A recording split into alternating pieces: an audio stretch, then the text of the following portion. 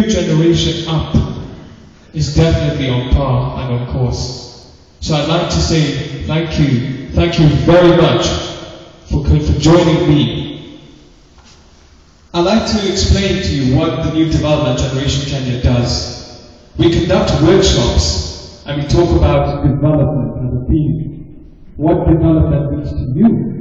What development means to somebody, say, in Narok? What development means to some poor street child in the streets of Kisumu with no hope, nothing to look forward to? We say here, Happy Sabbath, but is it really a happy Sabbath for that poor defenseless child in Kisumu? I don't believe it is. And even though he can close his eyes and wish the best, he does not have what you have. We can consider ourselves very lucky and gifted. We can thank God, the Almighty Father, for giving us the strength to become what we are today and who we are. We have God to thank for that. But now, we are 40,000 on this campus. That represents 1% of our population. We are all lucky to be able to garner an education worthy of any employment in this country. But there are those outside in the rural parts who do not have access to education, let alone clean water, food. They have nothing.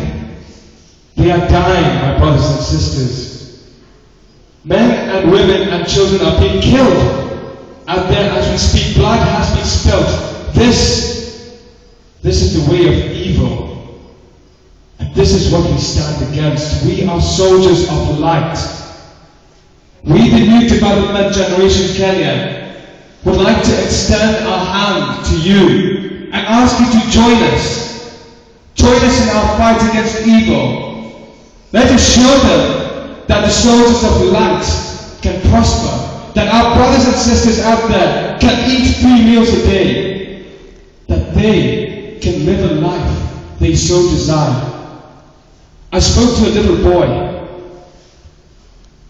about 8 years old, and I asked him, what is it that you desire? And he told me he wants to be a basketball player. And I said, so why don't you become a basketball player? And he said, well, I can't. I don't know where to go. I don't have guidance. Nobody's facilitating my talent. I'm just wandering the streets, picking a ball every now and again, bouncing it around. But I have no way to reach the NBAs or other leagues even. And that is when I thought, if this country were developed, the key word developed, that boy would not need to travel to the United States to be a star. He could become a star in Kenya. Our brother could rise and become a star and fulfill his purpose as a basketball player. Because through development we can realize our purposes.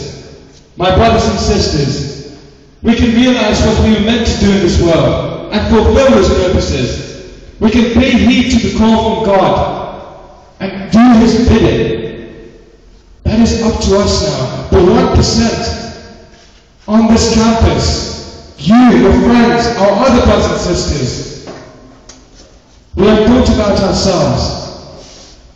We have got what we need. We are being educated. We are wearing clothes. We eat. We sleep at night for 8 hours. But now it is time to think about those outside. Because we're all one. And that is what the New Development Generation Kenya stands for. The spirit of integration and intraculturalism. I will explain to you what intraculturalism is. I am not a Christian. I don't have a faith, really. I believe in all faiths. But I am here in front of you all, enjoying your music, enjoying your presence, enjoying your prayers. I'm enjoying your culture. And maybe someday I'll bring you to my part, I'll welcome you to one of my events so you can enjoy my culture. That is intraculturalism. And we can integrate through sport and recreation. We can unite, because only united we stand strong and can subdue the forces of evil that have taken over our country through merciless people, through corruption, agents of darkness. And we can defeat this through unity, through brotherhood. And that is why I ask you to simply consider joining my movement. The procedure is very simple. There given is the page for Facebook, www.facebook.com/the NDGK. By show of hands, I'd like to know how many of you are on Facebook. Most of you on Facebook, I guess? Are you on Facebook? Facebook? Okay, so if you're on Facebook, please visit that page and give us a like if you like what we stand for, and I'm sure you do. We're not here to spread messages to gain power or so the like. We're here to tell you that we have duties and responsibilities to build a brighter Kenya for everybody. To give them out there what we have already, because we're gifted and we're lucky that the Lord has given us the strength to do what we want.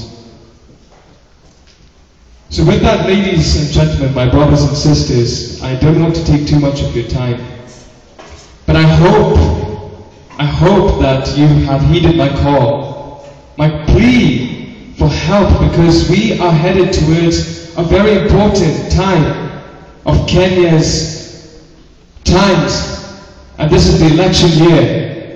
Next year in March, we have our elections.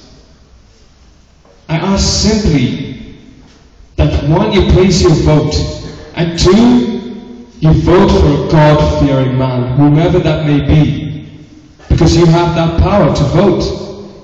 That power is being birthed to you by God Himself. So let's do that, ladies and gentlemen, brothers and sisters. Let us not let darkness spread across our country. Let us not let our fellow people kill each other because of a thing called tribes. We are of one tribe, and that tribe is called Kenya. We do not belong to different tribes, no matter what our backgrounds.